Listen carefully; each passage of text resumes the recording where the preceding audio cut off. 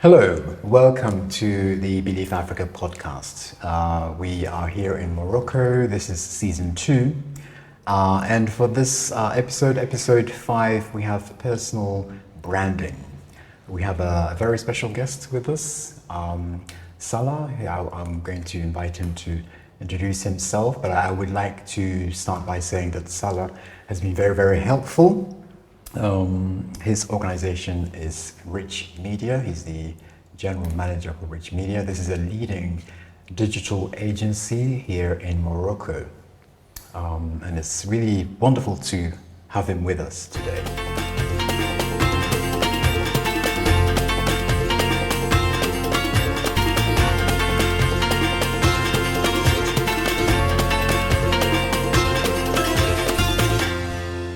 Hello, Salah. Hello, thank you. How are you doing? I'm doing great. Thank you for asking. Excellent, yes. You know, whenever I ask Salah how he's doing, it's always positive. I've never seen him anything below positive, which is really remarkable. That's very nice of you. Thank you. Okay, so Salah, I think we will start with you just giving a quick introduction of yourself, your organization, Richmedia, and what gave you the spark to develop an interest in this area of personal branding? Well, thank you for this question. My name is Salah Eddine Mimouni. I'm 34 years old. Ah, good. I am Still young and fresh. trying to be. As you mentioned, I'm managing this digital agency since 6 years. Okay. And we're based in Morocco. We also have many collaboration, partnership with European and GCC companies and clients. Good. So today we help companies to build their strategical branding campaigns based on social media, brand content as well. Yeah. And when it comes to prospecting new clients, I think personal branding is very important. Sure. And this is our topic today. Indeed, yes. No, wonderful. It's a true pleasure to have you with us for this particular episode. And as you said, personal branding is very, very important. I mean, you, of course, in your case, you're working with companies, with organizations to help them with their corporate brands, but this is equally relevant for individuals too, right? Absolutely. Personals to have a strong brand. This is what makes them more valuable, perhaps in the marketplace. But let's touch on how would you define this word brand? Yeah, this is a very typical question. Yeah. Everybody's asking the same question. Maybe sometimes we jump to other topics, but we forget the basis. And the base is the brand. The brand today is the capital of a company which have a purpose to develop their activities, to sell more products. Right. So to base that strategy, they need absolutely, let's say, a kind of skeleton, which is the basis of this products, which is the brand. Right. And today, this is completely different about the personal branding, because sometimes people they don't make the difference between personal branding and influencer, and this is another problem. This is another issue. I think today developing a personal branding strategy has nothing to do with being an influencer. I like this too. Yeah. Developing a personal branding strategy is something that should have first a purpose. Why am I going to develop this personal branding strategy? Yeah. So we need absolutely to define the purpose, the objective, where I want to go. Sure. And once I got that goal done, we can move to the second step, which is making an assessment. Right. Starting with making a kind of audit about your personal branding now, where are we at the moment? At the present moment, what are my what is my presence on digital field or on the PR field? Right. What am I able to do, and where are my presence features or articles or pictures or podcasts or any kind of content or presence. Let's call it presence. This is the technical way of saying things. So the third element, once this assessment is done, is to define your own narrative. The narrative is very, very important for a personal brand. Like if someone wants to develop his personal branding, he needs absolutely to get this narrative down, and which is one of the most important parts. Because if you have nothing to say, why are you thinking about developing your personal branding? So in the other side, sometimes people have this narrative, but they do have some issues to find their audience. And this is another issue because everybody has an audience. You're just not like targeting, you're not targeting the right people. So the narrative for me is very important. It includes all what do you want to do or you want to say or you want to communicate to your audience based on the first element, which is the purpose of the one that like personal branding. And once you got that narrative done, you should start the communication process, like socialize with your community through all the social platforms, and you can find your pattern in one or many like social medias. For example, I know some people who are very, very strong on LinkedIn, but they don't even have an Instagram account. On Instagram, okay. So it depends on the social media. Your audience can be found on TikTok or can be found on Instagram or on Facebook or on, I don't know, on Pinterest, on X, Twitter, etc. So it depends. So today, the socialization of the narrative is very important when it comes to pick the best social media platform. So I think an A/B testing is important. It might be a good idea. Like for example, I'm going to try my personal branding on LinkedIn because I'm targeting people in B2B, in business to business. So it's corporate, professional people. So I might find more ease to find them on LinkedIn. I will it will cost less time and maybe it's more efficient for me to target those people on LinkedIn. Also, to sum up today, a personal branding, it's a global strategy like that needs to be think about, that needs to be really well designed to match the objectives and the purpose and also to get the target done. Because finally you want absolutely to reach that community with the best narrative or the best message that you want to say. So this is the idea. I think you have what I liked about what you just said there, Salah, is about the influencer versus actually developing a brand. And there is a difference there, isn't there? Because there is a large number of people that are also striving to become more influential on social media, but not necessarily paying attention to what message they are sending out in terms of what their brand is. They just want the numbers. Absolutely. Well, for me, an influencer should absolutely have an ethical contract with himself. To start, they need absolutely to have an idea about what is this ethical message that I need to pass through these platforms. And also, it's a kind of an obligation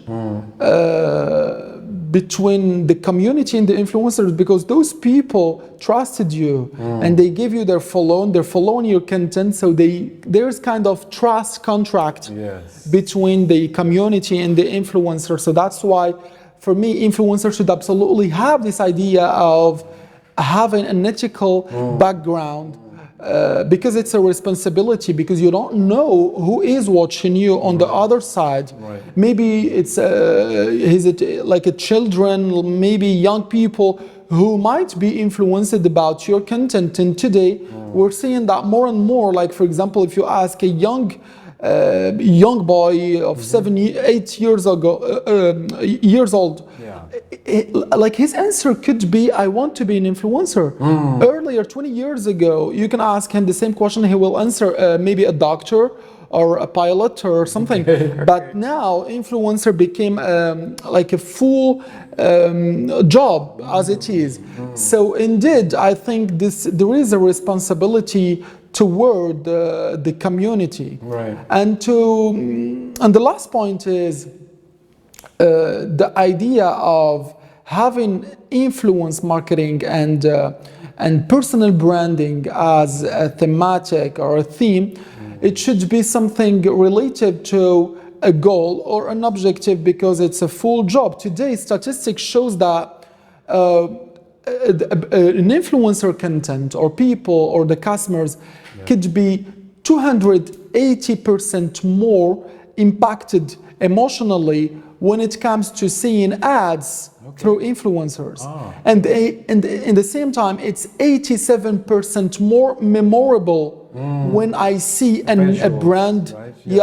in influence. And also this industrialization of the influence marketing as a full brand operations, as a media, like comparing to the other medias like Facebook ads, TV, radio.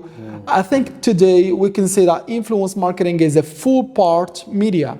So that's why the brands are interested more and more to influence marketing. But again, we should not confuse between personal branding and influence marketing, because this is two things completely different. I can develop my personal branding without being an influencer. I just want to reach my community to sell my products.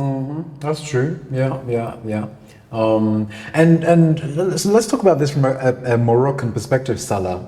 I always like to link it to whatever discussion we're having, to link it to the success story of Morocco. How do you think personal branding is looking like among young Moroccans?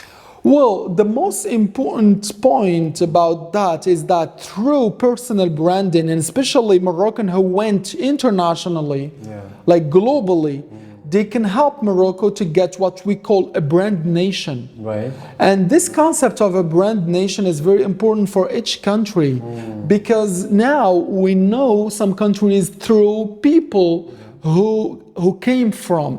Like, for example, if I say Cristiano Ronaldo, you will automatically think about Portugal. Yes, exactly. Yeah. When you talk about Messi, he's from Argentina. When you talk about Elon Musk, for example, you speak about United States, and you also remember that he's coming from South Africa. So a personal branding and a global perspective could help the country to develop her what we call a brand nation, to develop a good image of that nation, and automatically that will help the country to bring more investors and to bring also more tourists and more people interested to that country.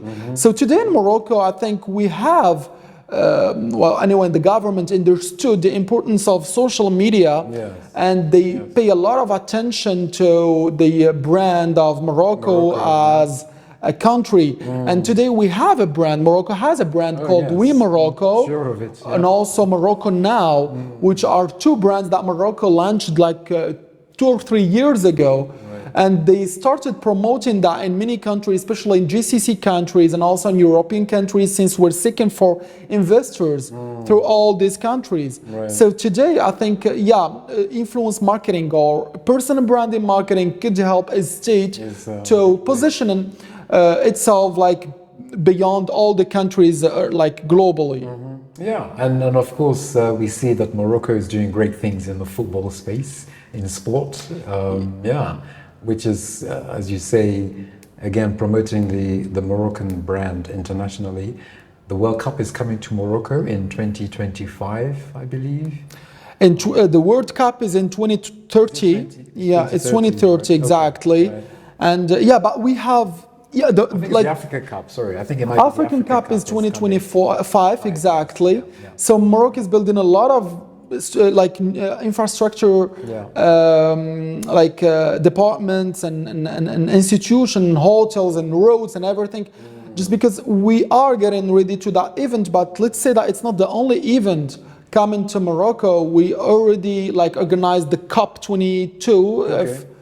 Yeah, and we also like organized many worldwide events in Morocco, in Marrakesh, in Tangier, in Casablanca. We have a very good infrastructures when it comes to international events, and that's why Morocco capitalized on those kind of ceremonies or conferences, etc. Because we know that this kind of event could host a lot of decision makers and also a lot of investors, etc. So I think one of the most important strategies of Morocco is to get its place in the global world of conferences and everything. So I think, Brand Nation is developing in Morocco in very good way. And I'm really glad of that. And we're trying every day to get new things. And today we have a huge community of youngs that understood the importance of doing that. And also we can see that on the different communities that been created. For example, when it comes to like new features, for example, the e-gaming World Cup or e-gaming events, for example, when it comes to tourism, also when it comes to security, Morocco is leading the region when it comes to security, as I mentioned. So I think all those points are making of the Moroccan one of the leaders in the North African region, and the youth today are playing a very, very important role, like let's say in that change. Exactly. Yeah. So I'm really glad of that. Yeah, and I'm still waiting for you to start the basketball wave in Morocco. I would love to. I would love to. Because you are tall enough to be able to champion basketball in Morocco. Thank you very much. But no, you're absolutely right. I think I witnessed from having conversations with young Moroccans that there is this patriotism, this pride of being Moroccan. But what specifically do you think? What is the brand that young Moroccans are associating themselves with? What is making up this brand? Do you think the young Moroccans? Is it just is it just integrity? Are there any particular elements of a brand, do you think, that is generic amongst a lot of young Moroccans? Listen, we have a slogan in Morocco, in our national hymn, which is God, the patrie, and the king. Yes. So I think those three elements are very fundamentals in the Moroccan young culture. Since we are student, we are like focusing on those three main topics, which are very, very important and guarantee the stability of our country. Yes. And as you might see here in Morocco, we have a very stable situation politically, economically, socially. So all those elements helped Morocco in the 20 or 25 last years to build a very strong let's say brand in Africa. And I see more and more investors and youngs coming from southern countries, and we have developed this South-South partnership, strategical collaboration or partnership. And I think today many countries are dealing with Morocco as a model, as a pattern, as an example, and they're sending a lot of commissions. They're sending a lot of commission to universities, to ministries, to a lot of government institutes to learn from the Moroccan experience. I am not saying that we are the best country in the world, but we're learning from our mistake, and we are trying to evolve, trying to improve also, and to get the learnings from our mistakes. And today a lot of changes are made, and the government strategy, they're giving a lot of interest to the youth.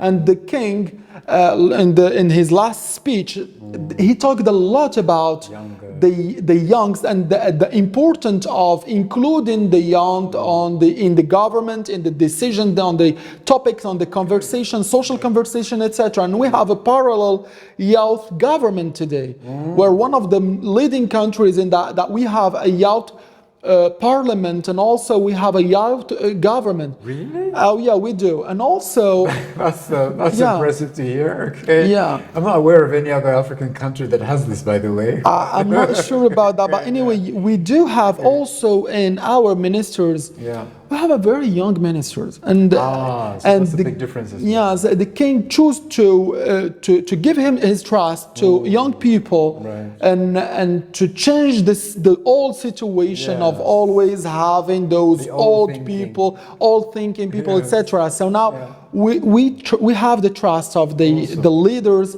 and that's why we are so like excited to show what the youngest Moroccan can do. Amazing, right? Okay, so there's a lot more youth involvement through a political system that has actually the political and the economical situation, because today banks and there is a lot of government and non-government institutions that give a lot of help and investment to the youth. Like for example, in Morocco, you can like prepare a kind of a Canva of a pitch deck, etc., and you can go to any institution and have a credit line or an investment, etc., with a very easy facilities and etc. So that's the way Moroccan today think. Right.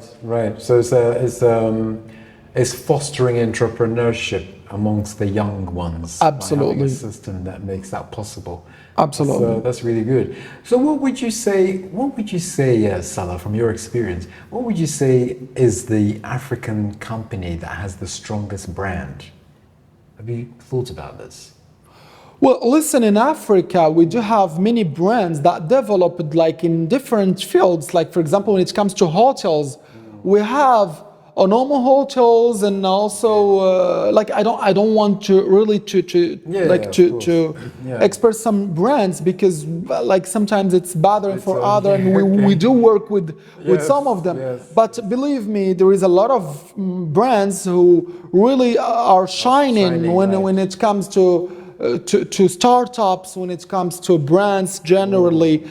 Many brands from Morocco, from Africa, from Egypt, from Ghana, from Nigeria, from South Africa, they are exporting those outside features. Of Africa even, right? Absolutely, either in Africa or in GCC countries, and sometimes in European countries. Like for example, when it comes to startups, I know one of them is Shipsen, which started from.